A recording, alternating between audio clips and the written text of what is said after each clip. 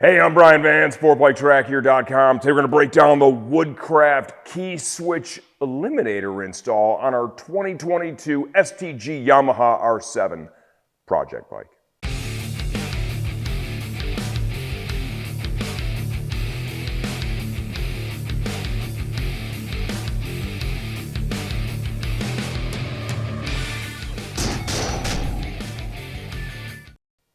What is this and why would we do it? Well, if you're taking your motorcycle to the racetrack, right, purpose-built track bike, the last thing you want to do is be looking for your key.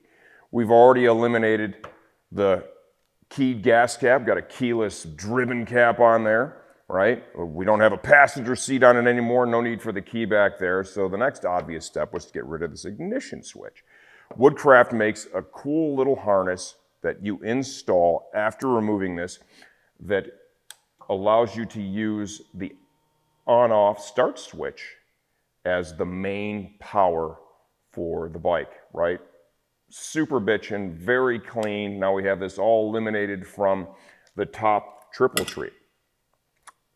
This is a fairly complex install. On this motorcycle, what you're gonna need to do to facilitate this, you need to remove the top triple clamp. You have to drill off some safety tamper-proof fasteners that are used to hold the ignition switch in place. That's, for theft deterrent, of course. You have to remove all the bodywork. You have to remove the fuel tank cover and the fuel tank to gain access to the harness. This is a project, right? What is the most difficult part about this? Probably having the patience to go through each and every one of the steps, and of course, drilling out the tamper-proof fasteners. That is a little bit of a pain in the butt. We're going to show you a little bit of that in this video. We're going to try and condense this down as much as possible while still showing you enough that if you haven't done this previously, it's going to help guide you through your own project. Up next is the install. Okay, we're going to begin this install by removing the upper and lower fairing. It's just going to get us better access. You're going to be able to see what we're doing better. We just finished the installs for our bodywork. Check out our channel and or our website. It's giving you another look at this amazing graphic job my buddy Reese Briotti did over at REB Graphics. Okay, now that we have that out of the way, we can go in and dive into the actual install. So you're gonna hear me probably throughout this video kind of make reference to both of the installs. That's because I'm not going to pull the top clamp twice. Just doesn't make sense to do that. The procedure is identical. So just know that that is what's happening. Okay, so now we've got, gonna get a little flat-bladed screwdriver, pop those plugs out. Right there. Those fasteners are used in the alignment of the OEM clip-on bars. So if you're watching this and you're wondering, why are you replacing one set of handlebars with another? A couple of reasons for it. The single biggest one being ease of bar replacement, right? If you happen to have a little tip over, it happens on the racetrack. It's unfortunate, but it's a reality. The Woodcraft clip-ons and most aftermarket clip-ons for that fact offer much easier bar replacement. When you damage an OEM clip-on, you have to replace the entire unit, which involves removing the top triple clamp, and that's something that you don't want to have to do that at the racetrack. Steering stem nut.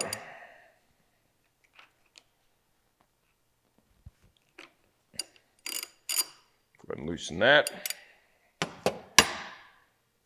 Now we can loosen the pinch bolts on the top triple, as well as the pinch bolts that retain the OEM clip-on. Those are 6 mil internal hex.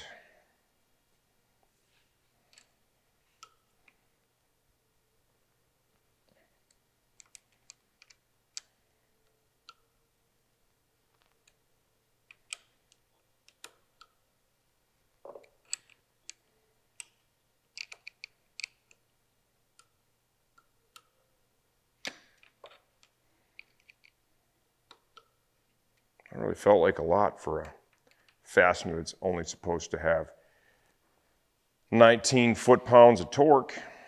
It's weird.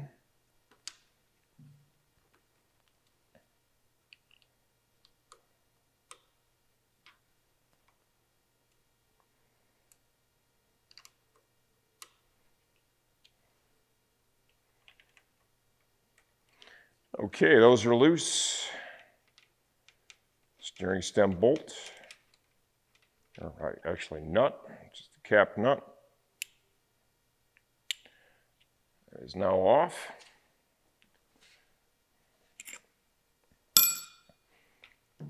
Should be able to just grab that washer.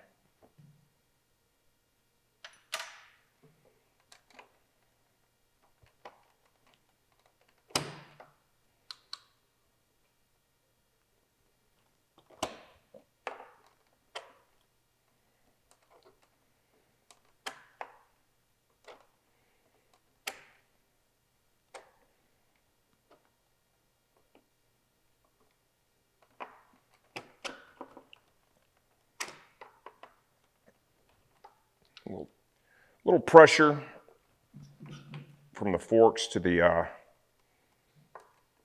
steering stem. That's normal. Okay, now we're going to have to find the end of the harness for the ignition switch. And there's also a bracket at the throttle cables and the clutch cable are running through. Let's go ahead and get our cables off of that. Our brake switch harness runs through over here. We need to get that out of there. See if I can get a pair of needle nose pliers. Get in there and release that.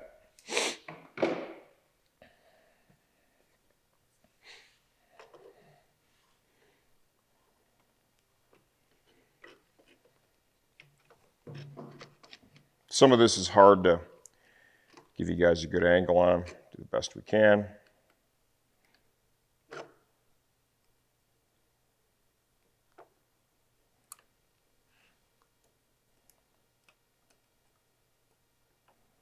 There it is. Okay. So we've got a cable tie there that needs to be cut. Grab a pair of side cutters.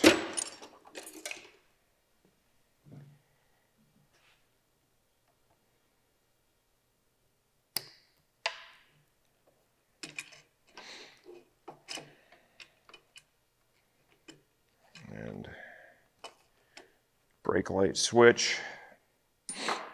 That bad boy is going to be, we'll disconnect that as we go through this.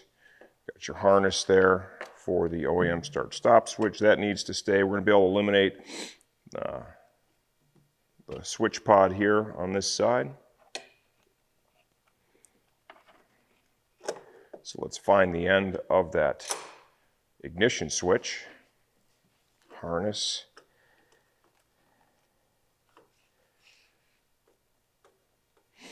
Okay, looks like we're going to need to get some good access here. We're going to have to pull off at least the tank cover. Okay, lift the fuel tank up and off. Go ahead and put this over to the side. You don't have to worry about any fuel spillage or anything. It's not going to get by the fuel pump when the fuel pump is not running. Okay. Let's take a look here. Here is the connector. You're not going to be able to deal with that without pulling that tank off. It's just not worth it. So in the end, this is the right way to do it. Let's find the release for this connector.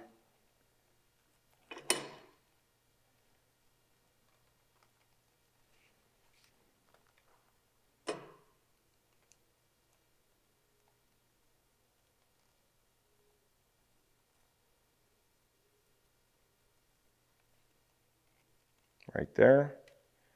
Had to lift up on this tab here. Not really what I was expecting. And for this one, push in right here. Here are the two connectors now for the ignition switch that is going bye-bye. And this is everybody's favorite right here. These safety screws, right? These tamper-proof screws. What happens is when they reach a certain torque level that the heads just snap off. These are also typically held in with some pretty heavy amounts of thread locker. So what we're going to do is we're going to drill these out. I'm only going to show some of this because it's really tedious and it kind of sucks.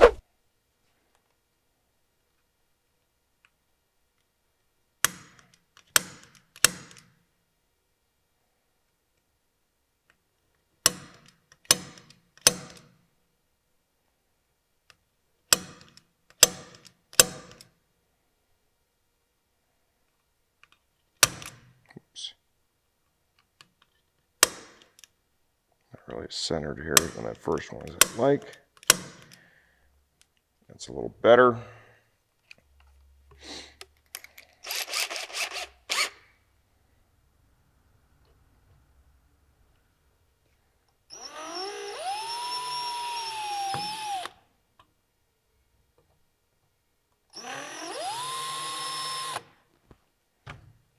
Shit job with my center punch here.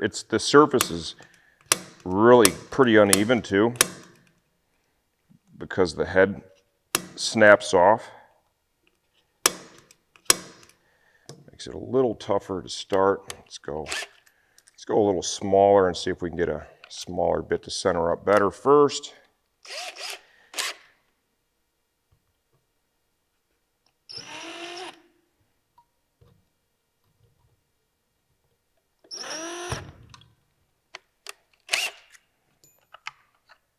This is proof. We show you guys everything. Not like these other installs where they just show you the magical part, where everything goes perfect.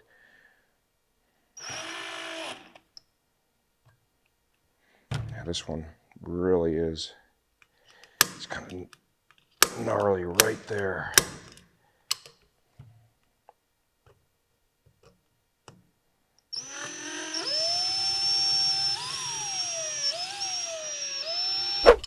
Give you an idea of where we're at so far.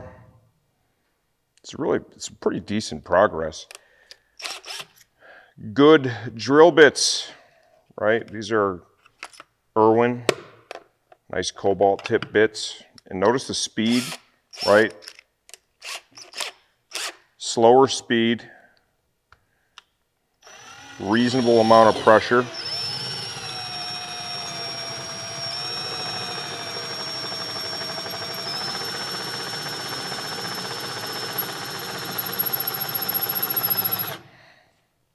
That one's seen better days. Some of these, I need a new pack of bits. There we go.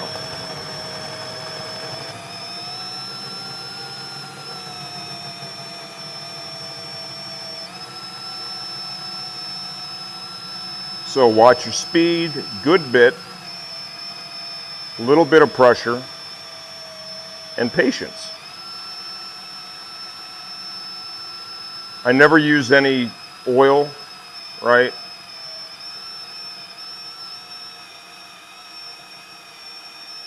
The oil decreases the friction, just makes it take longer. You just want to use good bits with a reasonable amount of pressure.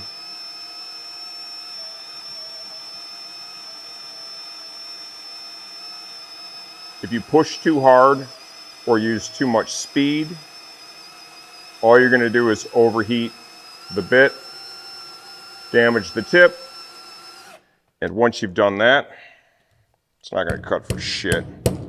Then you're really going to be pissed. Just a little bit off center, but not horrible.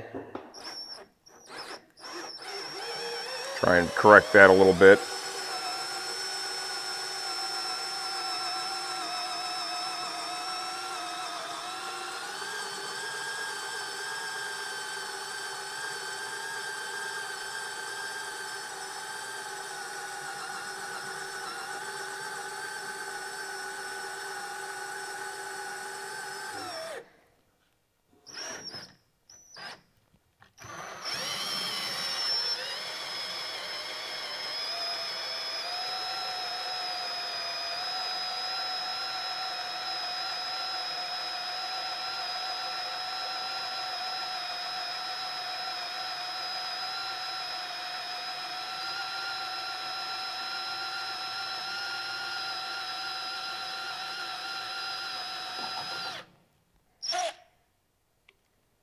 Not bad.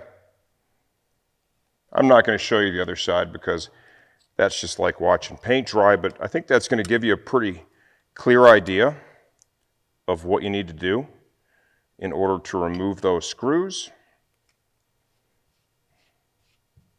When I come back, we'll have the other side done and we'll be removing the ignition switch from our top clamp. Okay, well there you go, look at that. Not bad, I mean that's pretty decent, man. Okay, bad boy comes right off. This little bracket, adios to that, we're not using that. Now, as you can see, there's definitely a healthy amount of thread lock that's used on those bad boys.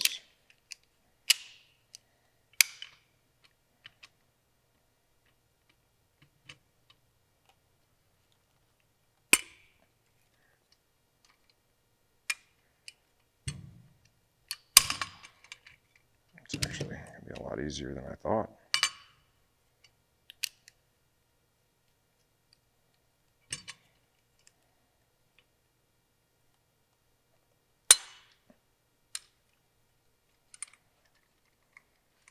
Just use a pair of ice grips.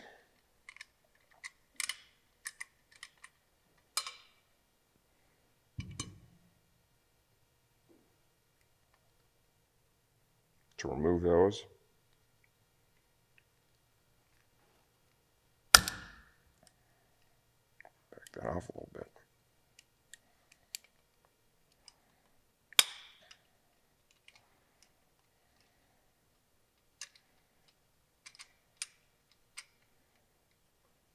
All right, and there it is. Your top triple clamp is now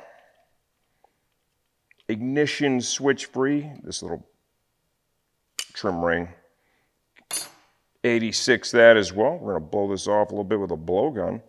We can go back over and put this back on the bike. Okay, here is our Woodcraft Keyswitch Elimination harness right here.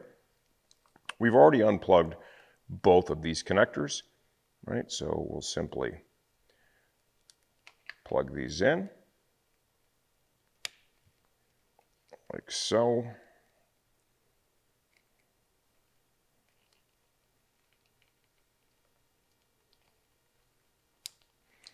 Always push until you feel and hear good positive engagement. These are going to kind of dip in right there. Now we need to find that start-stop switch. This is going to work if you're using, you know, like an aftermarket modified one, or if you're going to use the OEM one, such as we are in this case.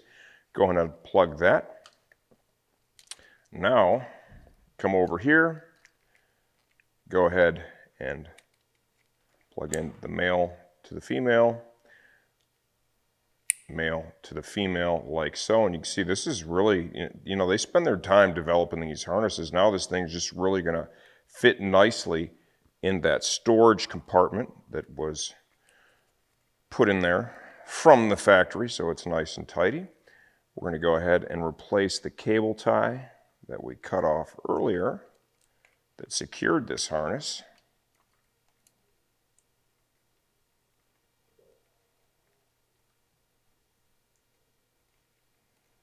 Like so.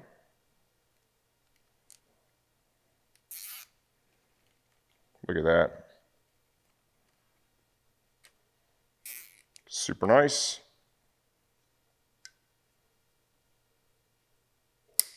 Clip that off, and now we can go ahead and put the fuel tank back on the bike. Okay, fuel tank in hand. Let's go ahead and start putting this bad boy back together. As you can see, this is a little bit of a project here. A lot of disassembly and reassembly. We're piggybacking this install with our clip-on, Woodcraft clip-on install.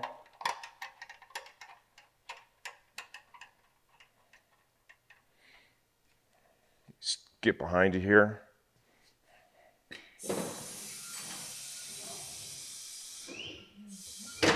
Cameraman is always in the way. Okay. Kind of support that with your hand. You want to push in on the fuel line until you hear a good positive click, right? That is going to be the release tabs. Give it a couple of tugs and twists. All right, we're good to go. Then push in on the safety catch. Continuing to support that, kind of lower it down a little bit. You have a little bit less slack in that. Then you do the fuel line. Push in on that until once again you hear a good positive click. Lower your fuel tank down so the mounts are sliding over the brackets. Get your bolt holes to line up. Go ahead and snug this one now because the rear two are nice and lined up. Those are 5mm internal hex on the back, 12mm hex on the front. The fasteners that go in there are the ones with the little washer.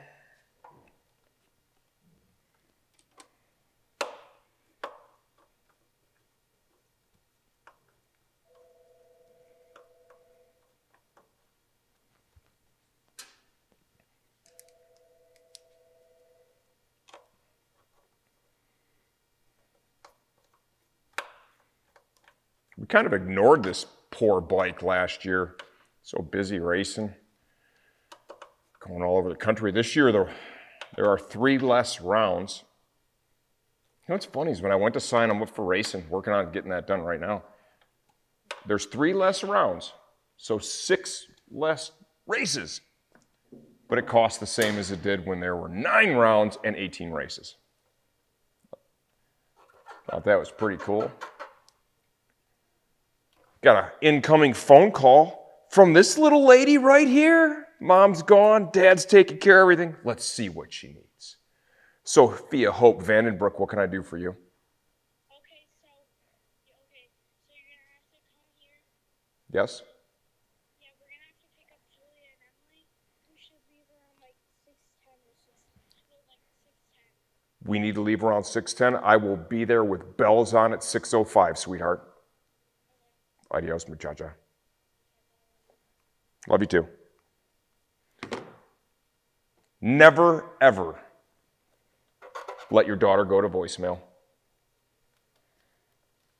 Okay, back to our project. And yes, we're going to leave that in this video.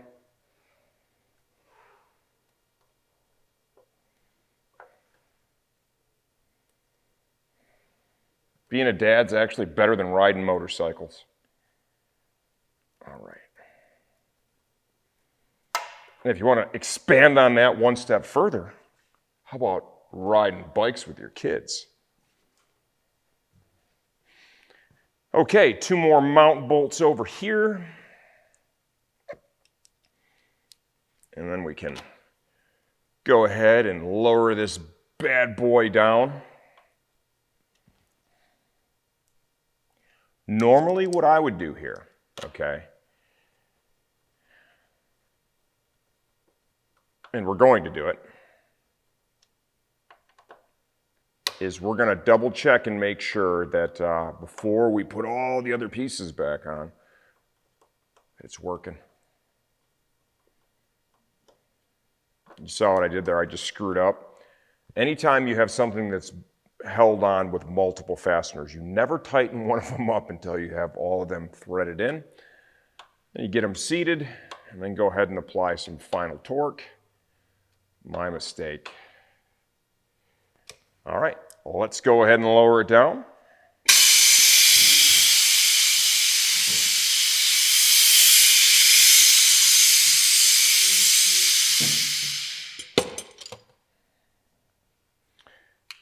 Here is our start-stop switch. This is now going to take care of everything. So if it works, when I push this button up, or I'm sorry, down, look at that. It's a miracle. It is a miracle. Everything works. We're good to go. We can continue reassembling our bike. You got this little, if you're going to run this little trim panel, got to put this bad boy back into position.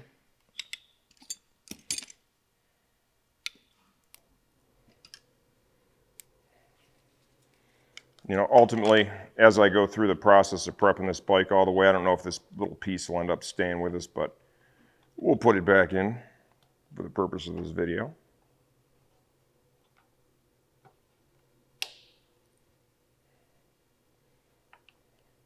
Don't forget, I need to be home by 6:05 and ready to roll. Okay, that trim panel's back in. We can go ahead and put our tank cover back on the bike.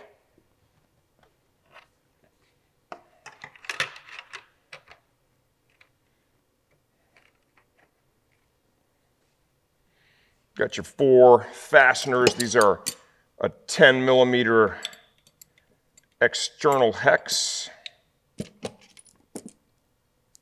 There are 4 of these bad boys.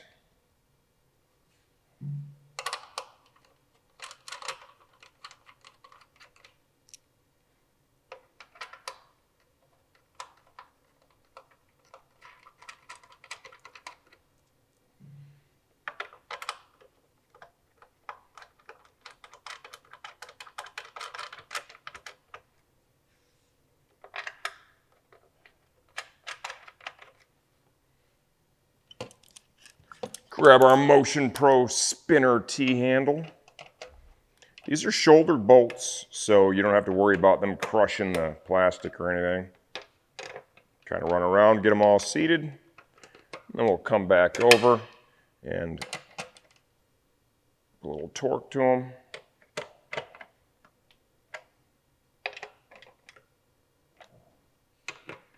Now we can grab the 2 halves of the fuel tank cover. Put those bad boys back on.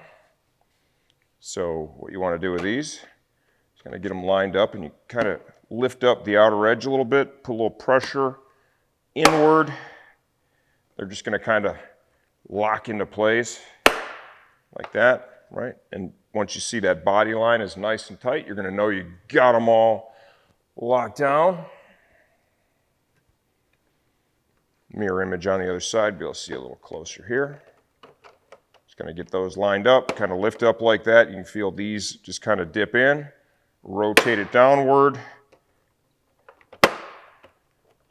See, the body line is nice, good to go.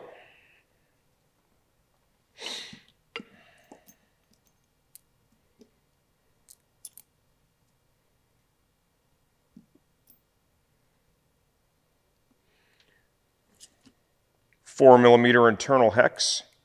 These coarse thread fasteners, they go into a very thin stainless steel J-nut, so you want to be careful with the amount of torque that you use here, right? There is no reason to go bananas on these things. If you do, all you're going to do is destroy that J-nut. And you have these fasteners here, right there.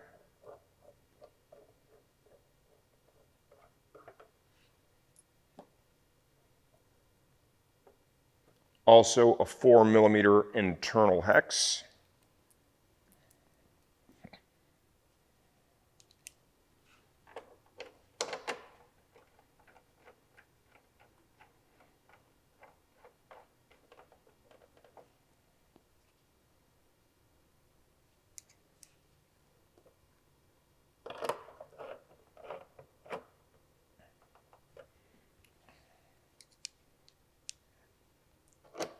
All right, there you go, fuel tank cover reinstalled. Okay, top triple. Let's go ahead and slide that back over our fork tubes. What you want to do now is you want to make sure these fasteners are loose. What you're going to notice right now is, oh no, look at that. The steering stem is not lining up with the hole. What do? What we're going to do is we're going to put a little bit of downward pressure, and we're going to go like so, okay? Just a little tug. Washer. Other washer. Steering stem nut. That's exactly the way it all came off. Torque spec for this is 85 foot-pounds. What we're going to do is just very easily get it to seat here.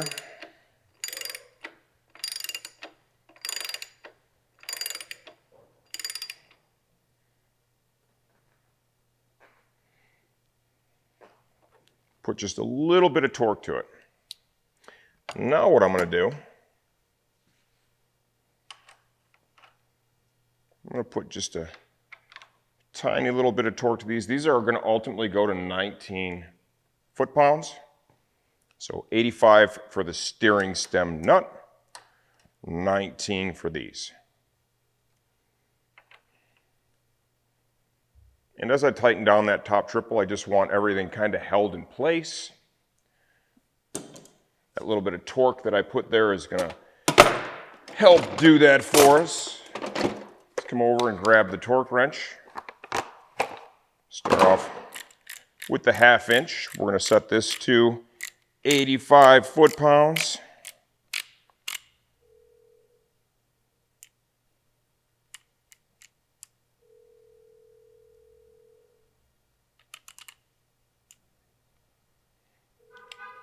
Like so.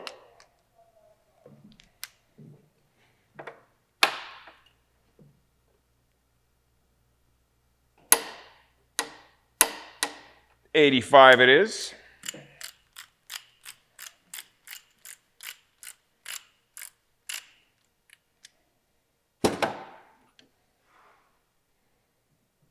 Socket we're using there is 1 1/16 inch. It fit perfect. Obviously this bike would be metric. Can't remember what 1 1/16 inch is. Maybe it's 30 millimeters. Sounds right. Could be wrong. 6 millimeter internal hex. We need to set this to 19.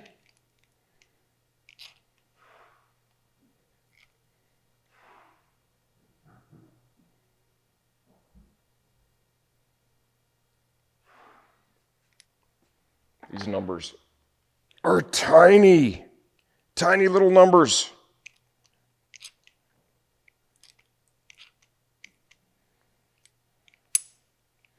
$19 foot-pounds. So what we're going to do here, okay, is remember I put just a tiny little bit of torque on these. Backing that off now. That way, let's say that even the slightest little bit, that when I torqued that the rest of the way, we had it seated and then I torqued it the rest of the way. Let's just say that when I loosen these, maybe it could pull itself down just a little bit. That's why I did that. So we'll go ahead and just get them to seat again after having loosened them. And now we'll grab our torque wrench, which was set to the official number of 19 foot-pounds.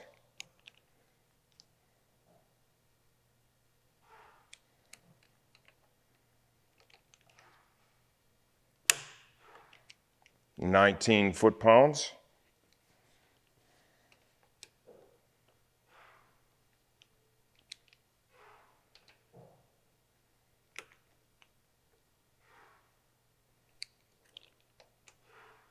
Okay, well there you have it. Our Keyswitch Eliminator is installed. We're now able to just turn the bike on and off with the on-off switch that is on the right-hand clip-on tube. This is going to work with the OEM, or say if you have an aftermarket on-off switch like a Motion Pro or something. I've used these eliminators with that. It works with both.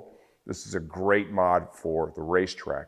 It's a pretty complicated project, right? Hopefully the steps that we show you here help you get the same result from your project we've gotten from ours. If you have any questions, leave those in the comments section of this video. I answer all that stuff myself. I'm always here to help you get the same result from your install we did ours.